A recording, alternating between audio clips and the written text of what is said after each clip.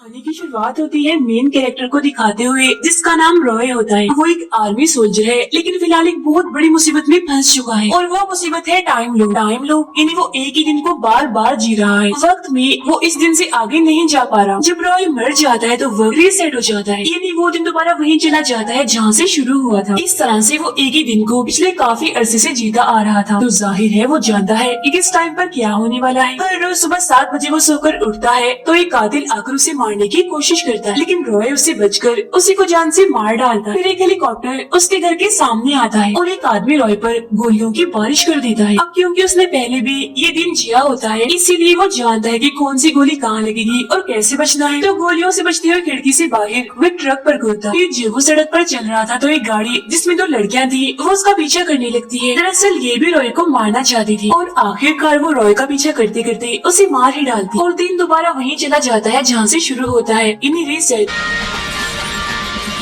अब इस तरह से बार बार मरने पर वो ये सीख ही लेता है कि उन लड़कियों से कैसे बचना है। जब वो उन दोनों लड़कियों से बच जाता है तो उसके सामने एक लड़की आ जाती है जो एक तलवारबाज थी। उसे तलवार काफी अच्छी चलानी आती थी। एक और कातिल है जो हर रोज उस पर बम गिराता रहता है। अगर रॉय इन दोनों से बच भी गया तो यहाँ एक और कातिल भी है जो रॉय को मारना चाहता है और उसे काफी बहादुर भी है। अगर इससे भी वो बच गया तो इसके सामने 2 जर्मन आ जाते हैं जिनके हाथ में बड़ी बड़ी गन्स हैं। खैर जैसी तैसी अगर वो इससे भी बच जाता है तो उसका हम शक्ल एक आदमी है वो रॉय को मार देगा और इसे हम नाम देंगे रॉय नंबर 2 का। अब इस तरह से बहुत सारे लोग हैं जो रॉय को मारते रहते हैं। अगर वो एक से बच गया तो दूसरा उसे नहीं छोड़ेगा, दूसरे से भी बच गया तो तीसरा तो उसे किसी भी सूरत मार ही देगा। यानी कुछ भी कर ले वो उसे हर रोज मरना ही है, चाहे वो किसी के भी हाथ से मर जाए। यही हम जान पाते हैं कि उसकी वाइफ भी है और उसकी वाइफ को रॉय के टाइम लूप के बारे में अच्छे से पता है। एक दिन मौका देकर वो अपनी वाइफ को कॉल करता है उसकी लैब में क्योंकि वो वहाँ पर काम करती है। लेकिन फोन उसकी वाइफ का बॉस उठाता है और रॉय को बताता है कि तुम्हारी वाइफ का एक्सीडेंट हुआ था जिसमें उसकी मौत हो गई। अब हर रोज रॉय एक होटल में जाता है जहाँ वो हमेशा से एक लड़की को देखता रहता है जिसे वो पसंद करता है। यही एक लड़का उसका दोस्त बन जाता है जो हमेशा से ही उसे समझाता रहता है कि कभी भी गलत काम नहीं करने चाहिए जैसे कि खून, चोरी, बाकी बुरे काम, क्योंकि इसका हमारे माशरे और सिक्योरिटी पर काफी बुरा असर पड़ता है। लेकिन रॉय उसकी बातों पर ध्यान न देते हुए उसी लड़की को देखता रहता है। फिर जैसे ही 12:48 होते हैं बहुत सारे लोग उसे मारने के लिए होटल में आते हैं।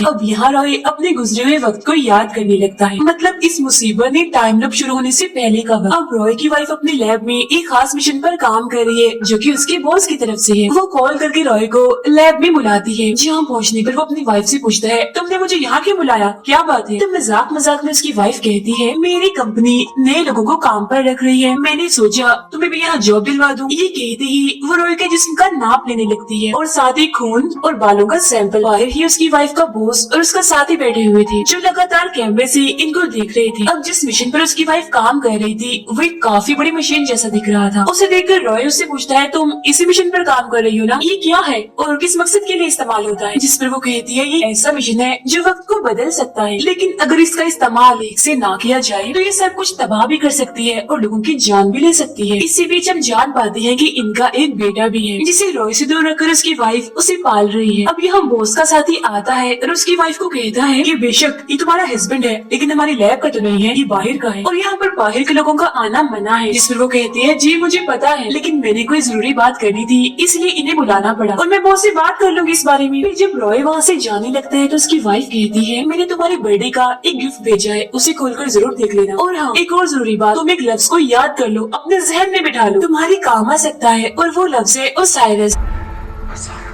रॉय के जाने के बाद बॉस अपने साथी से कहता है कि अब तुम ऐसा करो इसका काम तमाम कर दो, कुछ लोगों की मदद से इसे मरवा दो क्योंकि जिस मिशन पर हम काम कर रहे हैं वो बहुत ही खतरनाक है और इसने क्योंकि यहाँ आकर सब कुछ देख लिया है तो बाहर जाकर वो हमारे मिशन के बारे में जरूर सबको बता देगा। अब बॉस रॉय की वाइफ को भी बुलाकर काफी डांटता है और कहता है जब तुम्हें पता है कि लैब में बाहर वाला कोई भी इंसान नहीं आ सकता तो तुमने फिर उसे यहाँ कैसे बुलाया, बहुत गलत किया तुमने, भारी कीमत अदा करनी पड़ेगी अब इसी रात रॉय जब एक बार में बैठा था तो उसके पास एक लड़की जो डेंटिस्ट होती है वो आई और दोनों की काफी अच्छी दोस्ती हो जाती है। फिर जब वो लड़की रॉय के पास नहीं होती तो उसकी वाइफ की कॉल आती है जो रॉय से कहती है, मेरी बात सुने, मैं एक बहुत बड़ा काम करने वाली हूँ और इसमें मुझे तुम्हारी मदद चाहिए। लेकिन उसका बॉस टेलीफोन की तार काट देता है और वो अपनी पूरी बात रॉय को नहीं बता पाती। फिर उसकी वाइफ रॉय के खून और बालों के सैंपल उस मिशन में रखने की कोशिश करती रहती है, लेकिन उससे ऐसा करता हुआ उसका बॉस देख लेता है और अपने साथी को उसे रोकने के लिए भेजता है। अब इसी सीन के साथ गुजरे हुए वक्त का ख्याल खत्म हो जाता है जो रॉय देख रहा था। ख्याल से बाहर आते ही रॉय को अपनी वाइफ का बर्थडे गिफ्ट याद आता है और उसकी वाइफ ने कहा भी था कि उसे जरूर देख लेना। फिर जब वो गिफ्ट को खोलता है तो वो एक किताब थी और वो लव्स यानी ओसाइरस जिसे उसकी वाइफ ने याद करने को कहा था वो भी लिखा हुआ था। तब यहाँ हेलीकॉप्टर आ जाता है रॉय को मारने के लिए, लेकिन हमेशा की तरह वो उनसे बच जाता है और वो एक जगह पर आकर इस किताब को पढ़ने लगता है। किताब की कहानी को पढ़ने के बाद रॉय सोचने लगता है कि ये कहानी मेरी मदद कैसे कर सकती है। यही वो अपने बेटे को देखकर उसका पीछे करने लगता है उससे बात करने के लिए। तभी हम देखते हैं कि यहाँ बनी सारी स्क्रीन्स में खराबी आ गई है, लेकिन उस तरफ रॉय का ध्यान नहीं जाता। रॉय अपने बेटे के पास जाकर उसे पूछता है, बेटा आपको इस वक्त स्कूल में होना चाहिए, आप यहाँ क्या कर रहे हैं। फिर वो अपने बेटे को लेकर उस जगह से बाहर आने लगता है। इसी वक्त वो टाइम देखता है तो 12:50 हो रही थी। वो सोचने लगता है कि रोज वो सारे कातिल 12:48 पर यहाँ आ जाते हैं मुझे मारने के लिए। अब 12:50 हो रहे हैं, अब तक उन्हें आ जाना चाहिए था, मुझे मार देना चाहिए था। लेकिन हाँ, मुझे इतना पता है कि उन्होंने मेरे अंदर एक छोटी सी डिवाइस लगाई हुई है मुझे ढूंढने के लिए, तो जरूर कुछ ही देर में वो यहाँ आ ही जाएंगे और मुझे मार ही देंगे। अभी उसका ये सोचना ही था कि वो कातिल यहाँ पर आ ही जाते हैं और उसे मार ही देते। तब दिन दोबारा शुरू हो जाता है। अब रॉय अपने होटल वाले दोस्त के पास जाता है जो उसे समझा रहा था। रॉय उससे कहता है कि मुझे लगता है कि मेरे जिस्म में किसी ने छोटी सी डिवाइस लगाई हुई है मुझे ढूंढने के लिए। तुम तो इस बारे में जानते हो ना, तो बता दो वो डिवाइस कहाँ पर लगती है जिसमें। जिस पर उसका दोस्त कहता है, मुझे ज्यादा कुछ नहीं पता, लेकिन हाँ इसे 100% दांतों में लगाया जाता है। ये सुनते ही दोबारा से रॉय गुजरे हुए वक्त को याद करने लगता है। दरअसल रॉय जब डेंटिस्ट लड़की से मिला था तो उसने रॉय के ड्रिंक में कुछ मिला दिया था जिससे वो बेहोश हो गया। बेहोशी के दौरान डेंटिस्ट ने उसके दांतों में छोटी सी डिवाइस लगा दी और ये सब किसी और ने नहीं बल्कि उसकी वाइफ के बॉस ने करवाया। उसने डेंटिस्ट को इस्तेमाल करके रॉय के दांतों में वो डिवाइस लगवाई ताकि अगर वो एक कातिल से बच जाए तो दूसरा उसे ढूंढकर मार ही दे। ये जानने के बाद फौरन रॉय अपने दांतों से वो छोटी सी डिवाइस निकाल लेता है।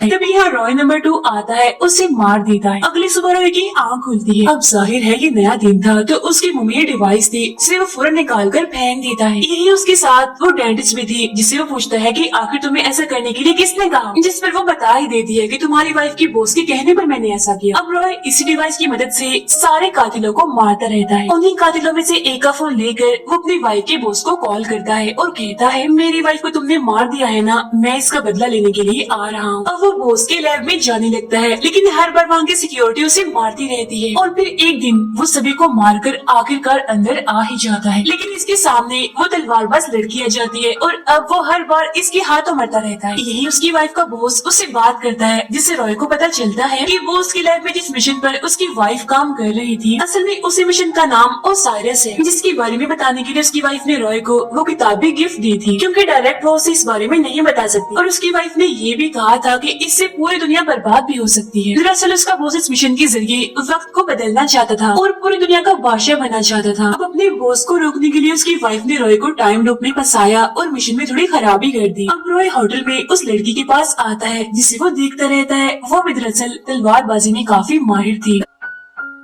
रॉय उससे कहता है, मुझे भी तुम तलवारबाजी सिखा दो ना प्लीज। तो वो उसकी बात मान जाती है और रॉय को काफी अच्छी तलवारबाजी सिखा देती है।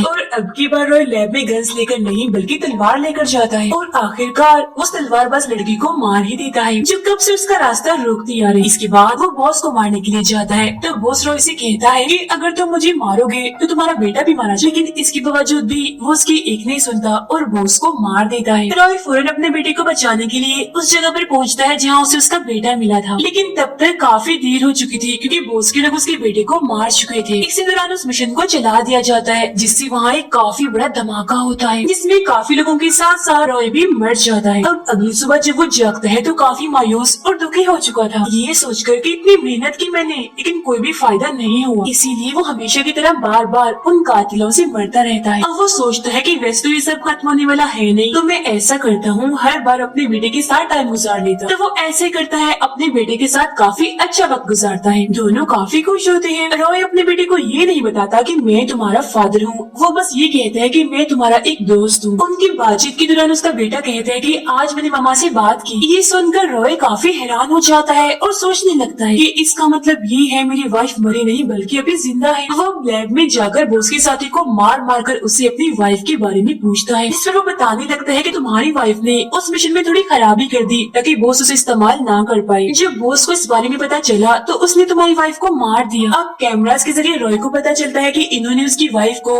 7:14 पर मारा था। तब यहाँ वो अपनी वाइफ को बचाने के लिए खुदकुशी कर लेता है। इस बार क्योंकि वो खुदकुशी करके मरा था इसलिए वो 7 बजे जागता है। अब अपनी वाइफ को बचाने के लिए उसके पास सिर्फ 14 मिनट होते हैं। अब रॉय जहाँ था वहाँ एक हेलीकॉप्टर आता है जिसकी मदद से वो बॉस के लैब में जाता है। फिर वो एक काफी ताकतवर गन से लैब में मौजूद उन सभी लोगों को मार देता है जिन्होंने 7:14 पर उसकी वाइफ को मारना था। इस तरह से उसे बचा लेता है। यहाँ रॉय की वाइफ उससे माफी मांगती है कि प्लीज मुझे माफ कर देना, ना चाहते हुए भी मुझे तुम्हें उस टाइम लूप में फंसाना पड़ा क्योंकि बॉस को रोकने के लिए मेरे पास और कोई रास्ता नहीं था। और ये बात तुम्हें मैं डायरेक्ट साफ साफ नहीं बता सकती थी क्योंकि बॉस के लोगों ने मुसलसल मेरे ऊपर नजर रखी हुई, इसीलिए मैंने तुम्हें टाइम लूप में फंसाया और इस मिशन में थोड़ी खराबी कर दी। ये खराबी भी तुम्हारे जरिए ही की मैंने, क्योंकि तुम्हारे बालों का और खून का जो सैंपल मैंने लिया था उसे ठीक मौका देकर मैंने इस मिशन में डाल ही दिया। इसीलिए अब तुम्हें इस मिशन जो एक मशीन जैसी है इसमें जाकर सब कुछ ठीक कर सकते हो। मतलब अगर तुम इस मिशन में जाओगे तो टाइम रीसेट हो जाएगा और तुम अपने वक्त को दोबारा से शुरू कर सकते हो, यानी कि टाइम लूप से तुम्हारी जान छूट जाएगी, टाइम लूप खत्म हो जाएगा और तुम दिन में आगे बढ़ जाओगे। यहाँ उसकी वाइफ की आंखें भर आती हैं कि जिस रॉय को मैं चाहती थी जो अच्छा इंसान बने वो वापस लौट ही आया, यानी उसने अपनी वाइफ, बच्चे और सबको बचाने के लिए अपनी जान खतरे में डाल दी। इसके बाद वो अपनी वाइफ को आखिरी गुड बाय कहकर उस मिशन में चला ही जाता है और इसी के साथ ही फिल्म यहीं पर खत्म हो जाती है।